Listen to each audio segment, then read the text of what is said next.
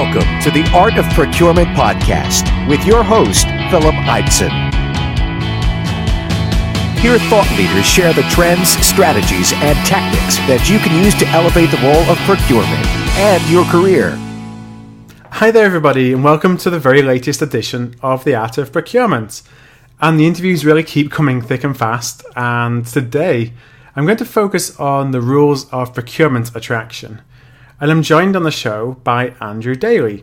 Andrew is the co-founder of procurement recruitment firm Edbury Daley, and he's also director of recruitment for procurement and spend management at the firm.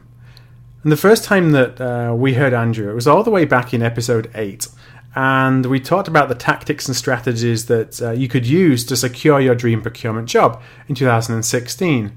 I'm going to link up to that in the show notes. That was a really popular episode. But today, it was more of a wide-ranging conversation about procurement talent, and when I think back to the interview, you can really break it down into 3 different parts. We started by discussing the health of the procurement job market, and that was with a particular slant on the UK and European market because that's where Andrew is based. But there's a number of trends that I dug deeper into that I think are relevant wherever you are in the world, and certainly as somebody in the US with exposure to the US market, I think some of the challenges are very similar. So that part of the interview, while he talks about UK job market, is definitely very relevant wherever you are. Second, we discussed some of the skills that procurement leaders are continuing to struggle to find as we enter the third quarter of 2016.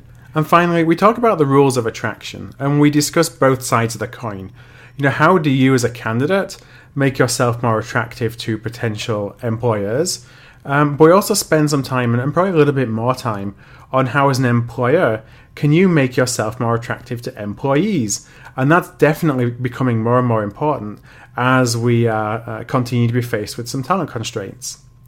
And then I wrap up by asking, what makes Andrew bang his head against a brick wall when he talks to candidates and hiring managers? So you're going to want to listen to that to make sure that you're not doing the same.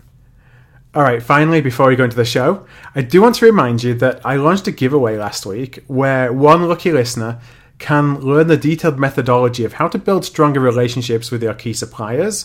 The winner is going to receive all 5 books in the Vested series and a scholarship to an online Vested course. And you remember I talked last Tuesday, episode 74 with Kate Vitasek. So Kate has generously provided these prizes. And to find out how to win, you can head on over to artofprocurement.com/vested giveaway. That's all one word. That's artofprocurement.com/vested giveaway. And that giveaway is open until just before midnight Pacific time on August the 12th, 2016. All right then, well, I hope you enjoy the show today.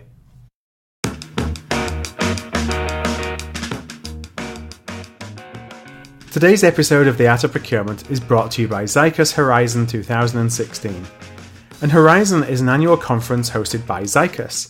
Zycus is a leading provider of a complete suite of source-to-pay procurement performance solutions. And their 2016 Horizon event is a 3-day get-together of some of the most leading minds in the procurement space, where everybody gets together and shares and solves their most critical challenges with their peers. The event itself is taking place in Arizona. And I'm thrilled that the Art of Procurement will be a media partner for Horizon, and I'm actually going to be hosting a main stage panel discussion as part of the event. So to find out more, visit artofprocurement.com/horizon. That's artofprocurement.com/horizon. Hi there, and welcome to another Art of Procurement Tuesday interview show. And as I mentioned in the introduction, my guest today is Edbury Daley. And Andrew, you'll have heard on the show, I can't remember the episode number, I'm going to go and link to it in the show notes, but Andrew's the co-founder and director of procurement recruitment firm Edbury Daley. So Andrew, welcome to the show. Hi Phil, how are you? Hi, good thanks, how are you doing? Yeah, very well, thanks, very well. And it's crazy that it's almost 6 months since we first talked. It seems like almost yesterday. Indeed, time passes very quickly. I know. So how have the last 6 months treated you? How's the recruitment market doing in the first half of 2016? Well, we've enjoyed a really good first half of the year, I must Great. say. The spend management marketplace has kept us very busy indeed, and that continues to grow at a pace. We're really starting to make some impact in the procurement analytics space now as well, which we're very excited about. And the broader procurement market, it remains pretty steady as well. So all things considered, we can't complain too much at all. Great. It's great to hear. And so what kind of trends are you seeing this year when it comes to the market?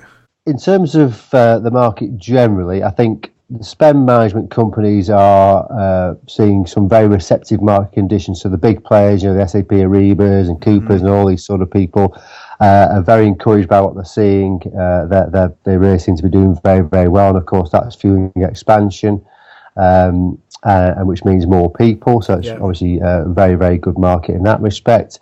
I think there's a lot of interest from the consultancies who want to get involved in the sort of inevitable transformation projects that come from adopting these new systems. And, there's the big players are certainly very interested in that marketplace, but also some smaller niche firms are having great success.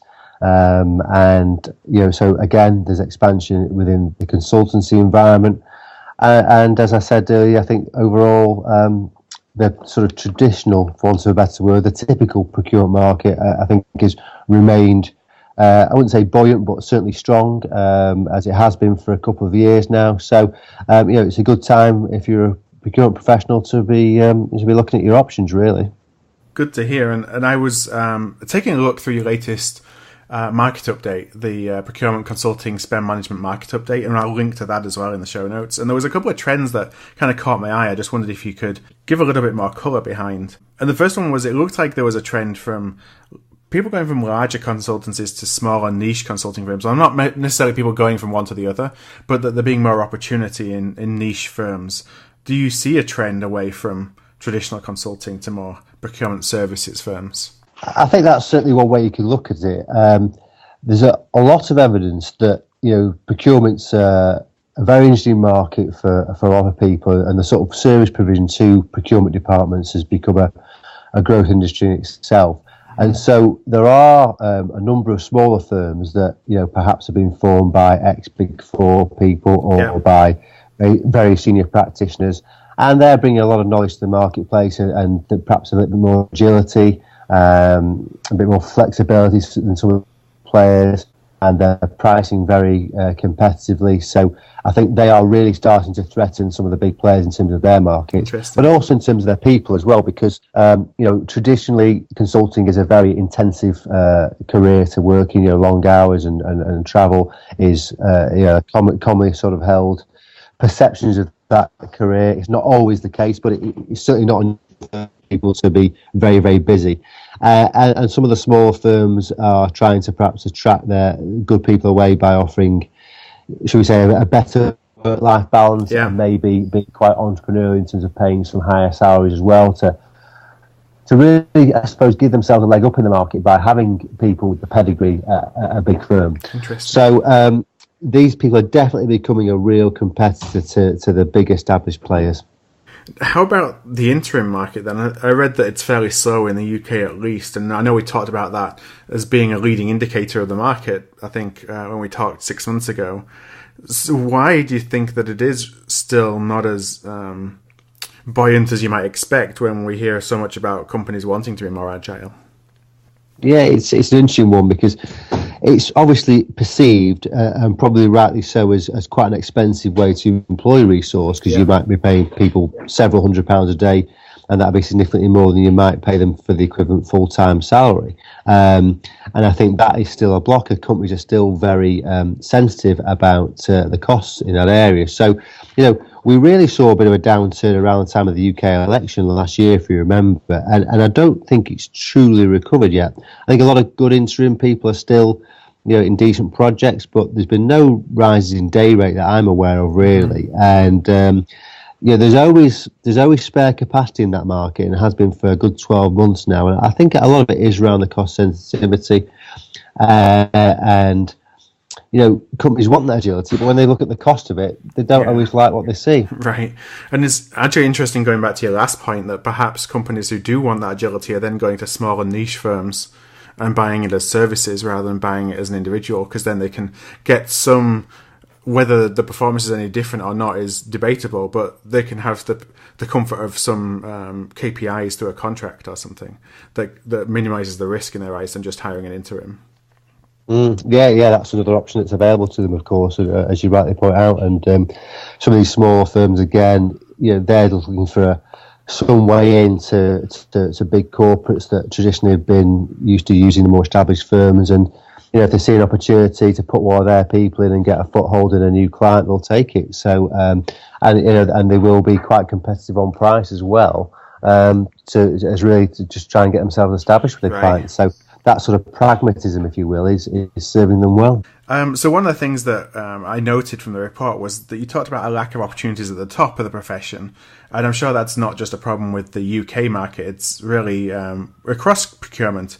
How do you coach professionals to cope with that lack of movement when everybody wants to be moving to that next great job?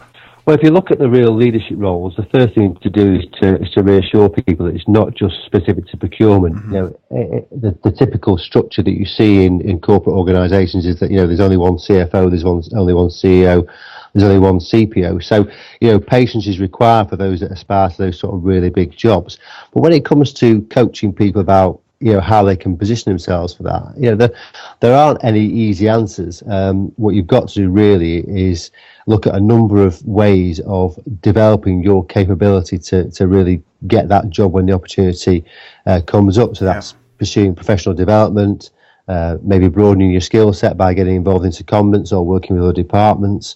And then in terms of how you position yourself, obviously having good network with well-positioned recruiters is certainly very useful, but people shouldn't underestimate the use of their own personal networks as well. So old bosses, old stakeholders, maybe senior managing suppliers, and people really should actively network across the people they've known throughout their business careers.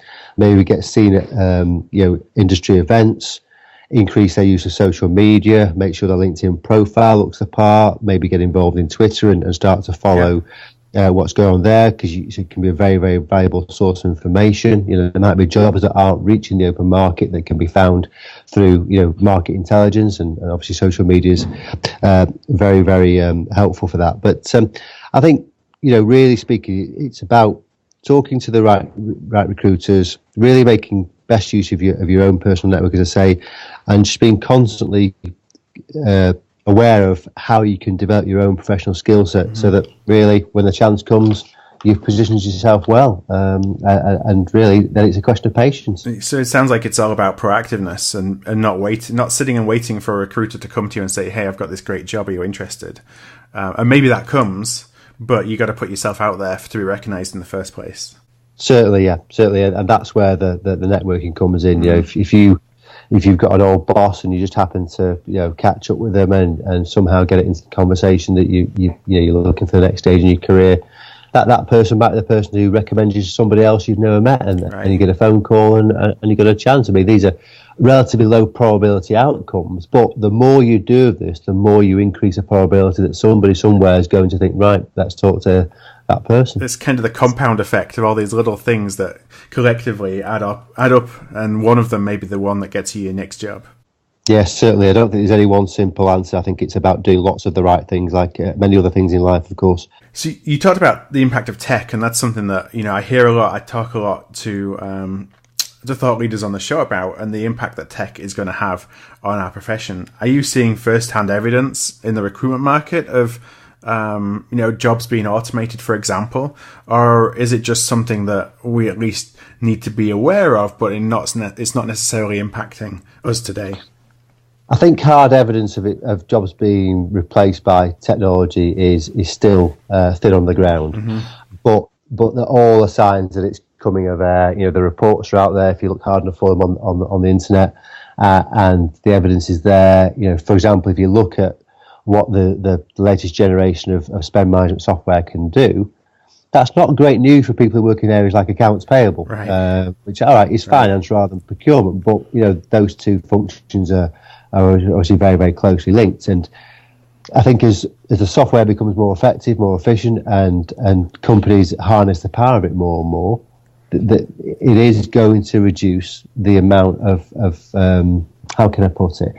It's going to reduce the workload for some procurement people, which then begs the question: do we need as big a department as we thought we did? Right. So, I think there is certainly evidence, and I say it's out there if you want to try and find it, that ultimately some of the jobs that are currently done by procurement professionals will ultimately be replaced by technology. Yeah, it's just a matter of time. I mean, it feels like it's inevitable, and maybe the limiting factor isn't the technology itself; it's our organisation's desire to change.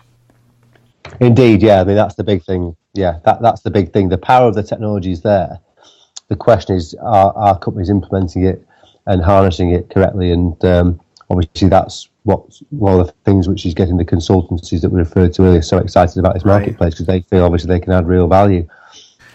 So when you talk to procurement leaders right now, what are they struggling to hire? What skills are they struggling to hire?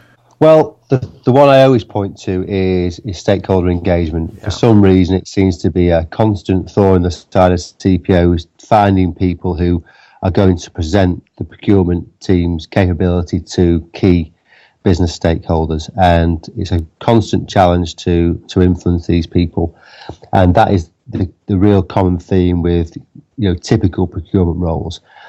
I think if we look at the technology angle that we just referred to, there's also the need to find people who are able to really be part of that process of harnessing the capability of the software that's available.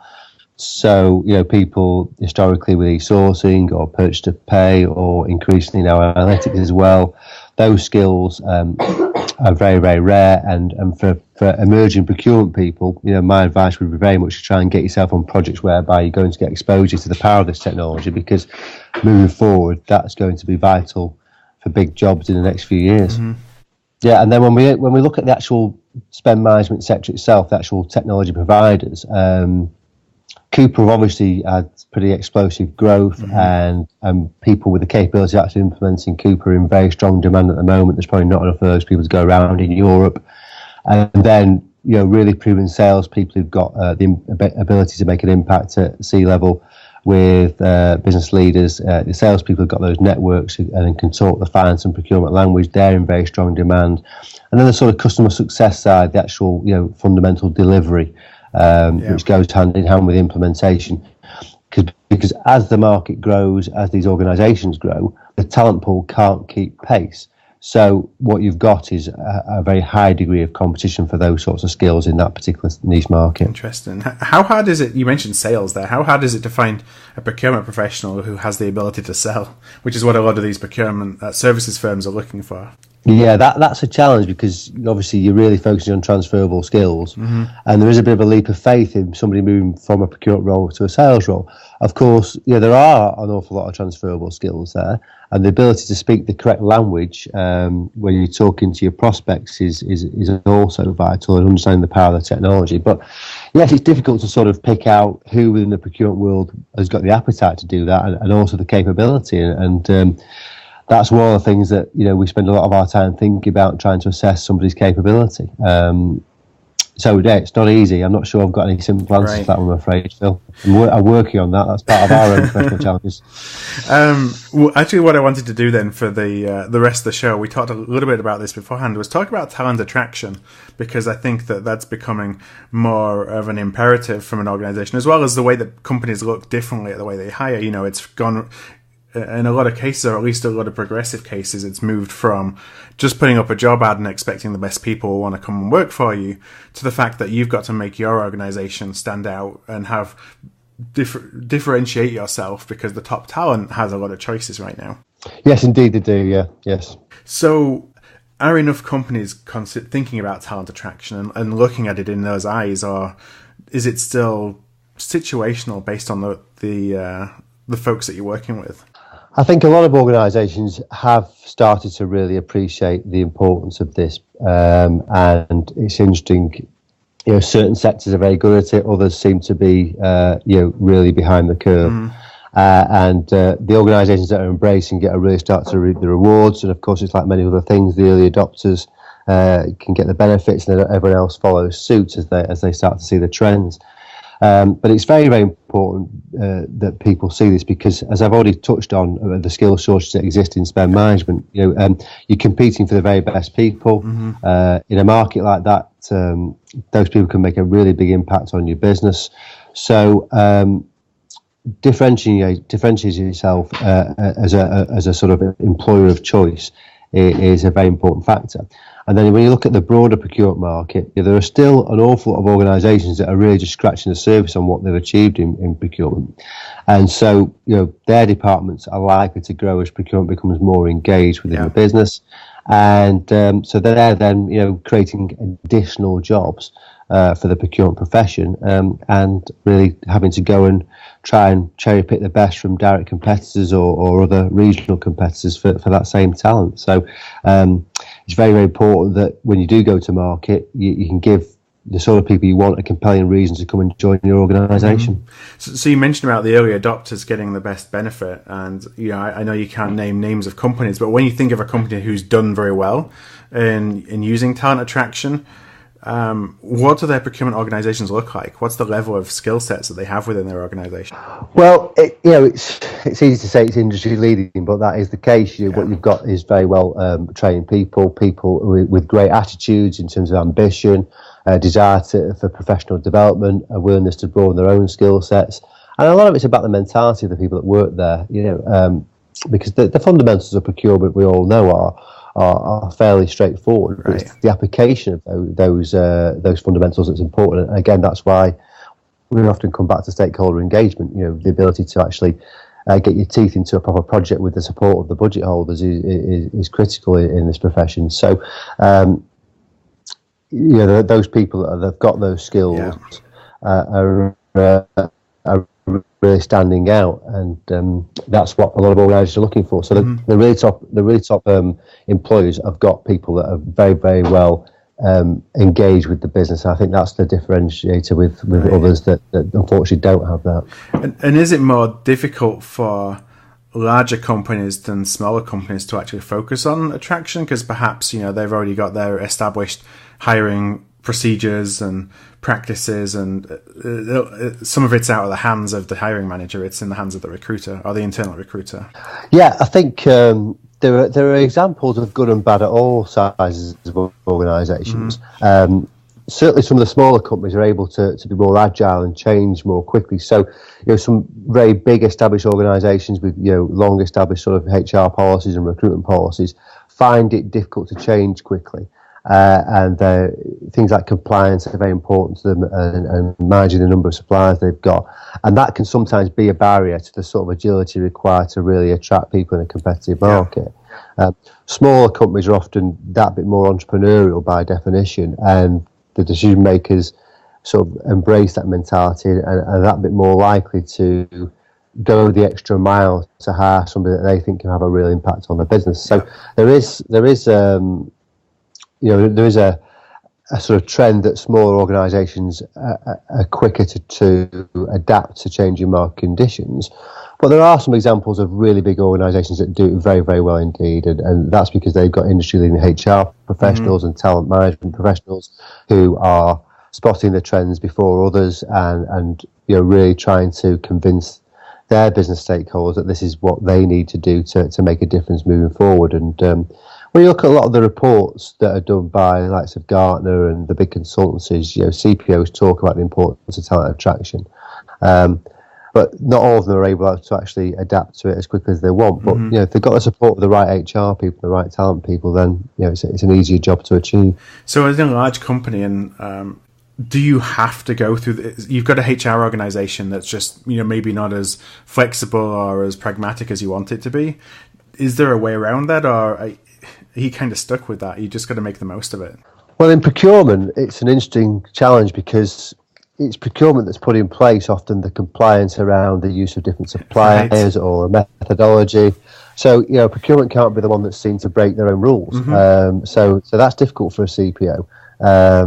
But a lot of it comes down to the culture of the organisation. Very highly regulated organisations with very strong processes are the ones that find it hardest to change. Right. The financial services, for example, I'm guessing. Banking's a particular example. I won't name names, but certainly in those sectors of pharmaceuticals as well. They're the ones that, it's like trying to turn around a large oil tanker sometimes. So is there anything else that a larger company particularly can do to make their life a little bit easier in attracting talent and being proactive in talent attraction? Yes, I think there is. I think, if you're a high-profile organisation and people are aware of you, through day-to-day life or business life, you need to be very aware of your image as an employer. And there are lots of things you can do. So there are several big organisations that do a very good job on social media, really promoting careers. They give case studies of people who might have joined them as graduates who now have fantastic careers, or people that have been supported through professional development or MBAs or MSCs. So, good news stories about what your staff have achieved within your organisation go a long way to painting a positive picture about careers of that company. And social media is a fantastic platform to really share that sort of information. And of course, a lot of the youth, recent graduates of the last 5, 6, 7 years are particularly regular users of social media. So if you're looking at that next generation of leaders, then social media and promoting yourself through that is a very effective channel, in my opinion. Have you seen procurement leaders be successful in making themselves accessible via social? Because, when I think about roles that maybe I'm applying for or companies that I'm interested in, it still feels like I would never really go and approach somebody who worked in the company, on a not on a whim, but you go through the formal channels. Everybody's available on social. Do you encourage people to reach out to folks in the companies they're interested in working for, or have you seen examples of that? How would you recommend we most optimally use social, I guess, in our job search? I think it is difficult to really engage directly with business leaders via social media in terms of actually having a two-way conversation. Yeah. And the reason for that is quite a simple one. These people are just so busy that they don't have the time. But in terms of an information gathering exercise, that is where I think it's very valuable for job seekers to follow a leader of a particular organisation and see what he or she is tweeting or sharing on other platforms, and getting a flavour of the sort of people they are, the sort of culture they are as a business, and what projects they're working on, what they're achieving, so for people to really sort of research particular individuals as leaders, if you've got your eye on a particular organisation that you'd like to work for, you can actually go and find out what's going on with that company through the leader or the HR department or the talent department or whoever has got the keys to the Twitter account that day. And on the flip side, have you heard of a procurement leader or a CPO coming to you as part of a recruitment campaign and saying, hey, I came across this person on LinkedIn or on Twitter, or they posted something that was really interesting in a blog post to me. I'd like to get to know them a little bit more. There's been one or two examples, but it's not a common theme just yet. I think where I would say that there are examples of that would be for particular organisations. So you might have a business leader who's noticed that another company seems to be doing some exciting things and therefore might have some very good people, and would you go and have a look at their people force and find out whether you think anything would headhunting for us. So I think it's more at an organisational level at this stage rather than an individual level, but all that information is out there, and there's websites like Glassdoor as well, where if you want to really do your homework, the opportunity is there for you, whether you be a hiring manager or a job seeker. There's the internet and the social media platforms are just made for that sort of thing, really. How much stock do you put in what's on Glassdoor? It's one of those things I feel it's interesting and maybe it's indicative, but some of the comments you got to take with a bit of a grain of salt. Indeed. Is it me, Phil, or is it human nature that people are more likely to complain about things than they are to speak positively? Right. So I think you need to factor that in, that somebody who's upset about an experience working for a company is that bit more likely to post than somebody who's sort of saying, yes, it's great here. But that said, if people have had negative experiences, if you're preparing for an interview for a role that you're seriously interested in, and you see some common themes, shall we say, with the company that's interviewing you, you're then armed with some questions that you might want to ask in the last stage of the interview process to set your mind at rest. Because let's say, for example, you really like the people you meet, the job that seems exciting, the package is going to be right, all the other things that fit with your personal life are positive, but you've got this nagging doubt that a few people have had a bad experience at that organisation. you do that research and you choose the questions that you're going to ask very, very carefully to the right person, and you really just check whether that is a valid concern for you or not. Because the last thing you want to do is turn up at what you think is going to be your next dream job move, and actually it's not what it's been. It's not what it said on the tin. Yeah. And we do occasionally get people coming to say, "I was sold this interview. It all seemed right, and when I got there, it was nothing like that. And I've only been here 3 months. So I know it's too soon to move, but it's just not the job I wanted. Right. Yeah, and I need to get out. And that situation is never a good one for anyone. So there are ways and means where you can reduce the probability of that happening, I would say. So in the kind of final part of our discussion, I wanted to move on to some tactics, and I was interested to hear some of the best practices and some of the worst practices, because we kind of learn more, I think, from worst practices than best practices in what companies are doing in terms of talent attraction and attracting the right talent. What are you seeing, and what can we take away from what you're seeing in your experiences? Well, I can give you a couple of examples of best practices from within our client base, with clients that we work very, very closely with, and we're very pleased, and hopefully they are as well with the results. So we had one particular spend management company in the UK last year, and they were rapidly expanding, but with the salary growth in the market, it was causing them a real problem, because they were big enough that they couldn't be really, really flexible with their salary bands without potentially upsetting some of their existing staff. Yeah. So they had a real balancing act. They needed the people. They were going to cost more than they ideally wanted, but the alternative, we couldn't really make a case for them really increasing the salary bands, because that would have a big impact on the business overall. So we had this real sort of dilemma, and the client said to us, how do we try and solve this problem? And we came up with the idea of going out and effectively sort of talent mapping their competitors. Mm-hmm. And what we did was we looked at the sort of people they'd want to hire in direct competitors. We gathered as much information as we could do about the sort of earnings these people had in terms of basic salary, benefits, bonuses, etc., etc. And then we presented quite a detailed report to the HR director, which said, this is what your industry is paying. And it was really a very detailed salary survey, effectively, but with a lot of intelligence built in. And they were then able to discuss it at senior management level and come up with a sort of a compromise almost as to how they would adapt their salary bands and adapt their expectations of what they could hire at various different levels. Mm-hmm. We then went out into the market armed with that information, and they were able to make much more informed choices about who they wanted to hire and what they wanted to pay for those people, and ended up filling several critical roles that have since fueled the business expansion even further. And we're now recruiting very regularly for them and very successfully, because they're a company which is actually very, very good at the interview process. Their interview process is always slick. They wheel out their senior managers at second stage so that people can sell and engage with candidates and make them feel as if their career will be well served in moving. And what they've done there is, and I think this is the critical point that I want to make to the listeners, they've gone and tested the market. They've really tried to understand the conditions they're operating in before they make any big hiring decisions. Mm-hmm. And I think to paint the other side of that coin, too often there are hiring managers sat with recruiters or HR or whoever it may be with a wish list of skills they want to hire and a salary band that they've decided to put the role into, and they've not actually researched whether those skills are available at the salary band they're talking about. Yeah.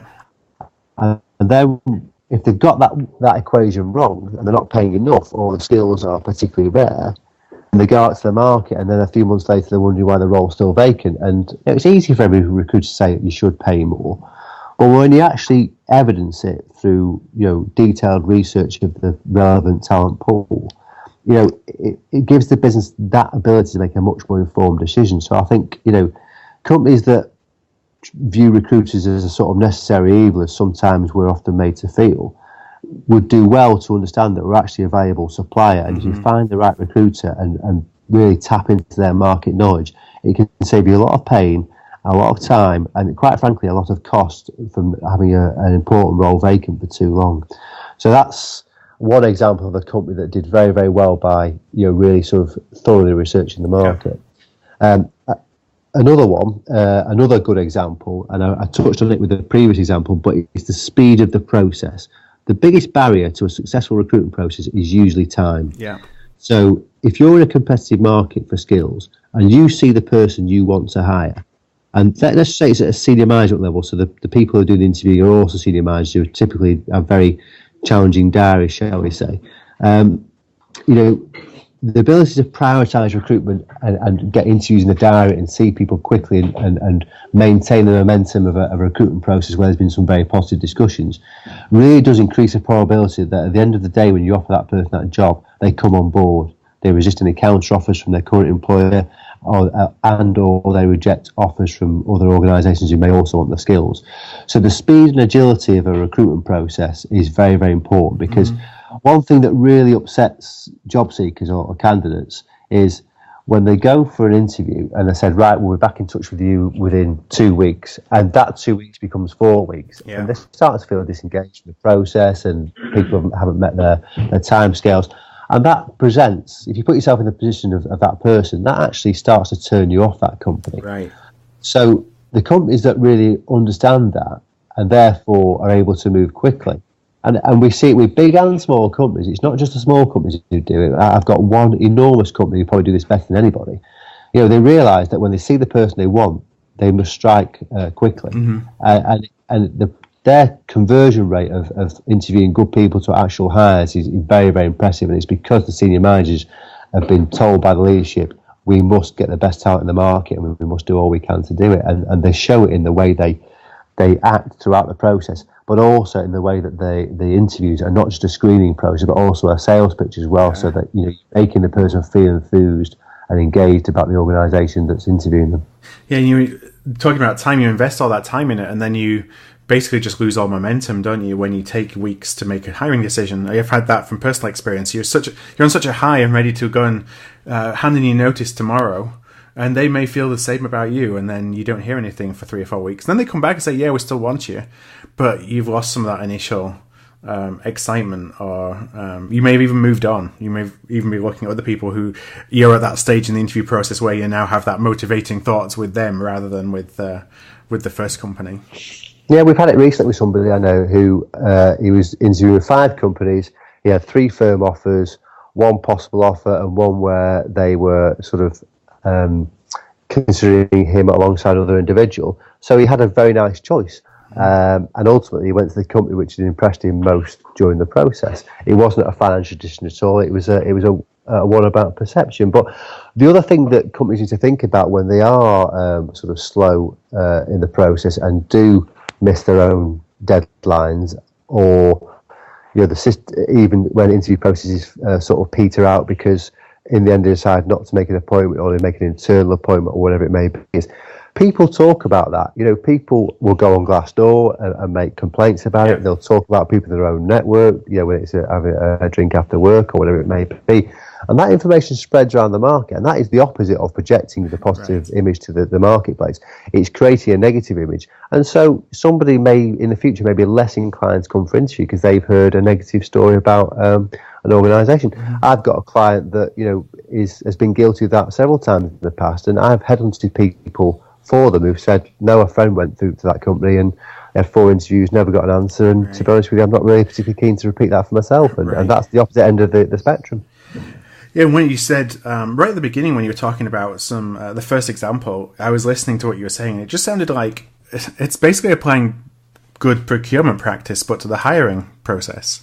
Knowing your market, very much. Understanding your market. Yeah. When you've found somebody that you want, you may be in a position where, maybe you're not the biggest company in the world, and so you've got to find other ways of making yourself attractive so that they want to be a supplier with you, and then move quickly as soon as you've figured that out, rather than sending them through a huge cumbersome RFP process. Indeed. It's about perceptions and how you market yourself, and so many different parts of life are like that. And it's very, very powerful when it's right.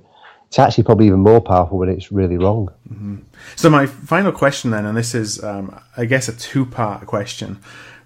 What's the one thing that you see hiring managers and then also candidates do that, you just think, why are you doing that? You want to bang your head on a brick wall. If you had a magic wand, what would you basically tell them? Don't do that. You're just sabotaging the process. Yeah, indeed. Well, I obviously just mentioned this sort of setting of timescales. So you've had a first interview, it's been productive, and we'll come back to you in a fortnight, and they don't meet that.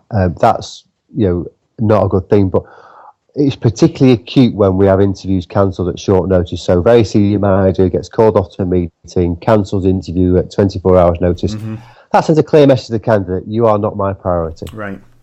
And we're frustrated. We've got to rearrange the interviews, and you've got to manage the emotions and expectations of the candidate involved. But to me, if you're putting an interview in the diary for somebody you really want to hire, you've got to do everything in your power to make sure you honour that commitment. And cancelling it at short notice is a real negative, and quite frankly, it's a source of great frustration to me, and I'm sure many other people who do what I do. On the candidate side, this is quite niche for procurement, and I'll be careful how I phrase it so as not to upset any procurement people. But quite often when we have the initial conversation with somebody about why they're interested in moving jobs, a big factor is career development. It's the case with many, many professionals. And so they'll talk about the importance of career development, and we'll talk to them about what that looks like and what sort of organisations or jobs could actually provide the right career development for this stage in their life. And so we'll go on through the process with that being the main focus. And then, of course, when we get to the bit where it's the offer stage, all of a sudden the most important thing is the financial terms. Now, I understand the desire of procurement people to negotiate, understand the desire of everyone to try and get the best deal, and we play our part in that whenever we can do. But if money is such an important factor, then get that on the table early on in the process. Let people know what your expectations are. And the recruiter, and certainly I would if I was in a situation, if the recruiter thinks those expectations are unrealistic or hard to achieve, then they've got to give that counsel. But the shifted emphasis from career progression to the money is a frustrating thing for us when we're trying to affect a deal, and we've given a certain set of information to our client, and then the goalposts are shifted. I guess it's that the age-old procurement, it's kind of built into us, isn't it? Don't leave anything on the table.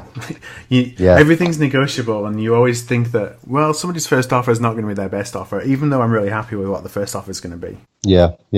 Well, we had a situation very recently where a fantastic offer was made first up by one of our clients who one of the companies I referred to earlier that's very, very good at recruitment. And the candidate would say, well, I'm a procurement person. I feel that they'll be disappointed if I don't negotiate with them. They're expecting me to negotiate. And I said, is this figure quite a lot ahead of what we originally discussed? And the person said, yes, it is. And I said, well, part of negotiation is knowing when you've got a good deal. And I think you've got a good deal. And this person went away to think about it for a couple of hours and came back to me and said, every bone in my body wants me to negotiate, but I think you're right. So I'm going to accept. But that's procurement for us, isn't it? Really. But I use that phrase. Part of negotiation is knowing you've got a good deal. Very often, actually, at that sort of stage in the process. And it's hard to, when you get to that point, again, as a procurement person, you think, well, the leverage has shifted now. They want me. I got to make the most out of that. Because we're all brought up with the whole power dynamics, which that's a whole different conversation whether that's right or not. But I think it's just inherently built into our psyche that we got to do those things even when it really doesn't make sense. Yeah, indeed. And the power dynamics, as you say, is a whole different question, but it's a very interesting one because there have been times in the past where people be desperate to work for an organisation and would probably accept less than they would ideally want for the opportunity to go and work with that company. But there are certainly areas of the market that we work in now where people are thinking, well, I know my skill set is rare, I know you need me, and I'm going to push as hard as I can to get the very best deal I can. And until you make that offer, I'm going to play hardball. And again, for the candidate point of view, that's a question of knowing, just how rare and desirable your skill set is and just how far you can push it, which again is something which perhaps you should be asking the recruiter to give you their view on the state of the market for their particular skill set. So again, it comes back to the point you made before about procurement, knowing your marketplace. So as we're coming to the end of our discussion today, I just wondered if there's a good way that people who have listened to this, they want to know more information, or they want to reach out to you, where can they find you? Well, we've got a couple of websites. There's edburydaily.com, and there's our relatively new website, spendmanagement.co.uk. People can find me Andrew Daley on LinkedIn or at Proc Edbury Daley on Twitter. All the contact details are on the website, so it doesn't take too much searching to find us, really. Perfect. Well, what I'll do is I will link up to all those contact details in the show notes, along with the link to the latest market report that you published, the State of the Market report. Those are all going to be at artofprocurement.com/rules of attraction. That's artofprocurement.com/rules of attraction. So, Andrew, just thank you very much for your time today. Thank you, Phil. It's been a pleasure. All right, cheers. Thank you for listening to another episode of The Art of Procurement. To find an archive of all past episodes, you can go to artofprocurement.com/episodes. And to ensure you never miss another show, go to artofprocurement.com/subscribe.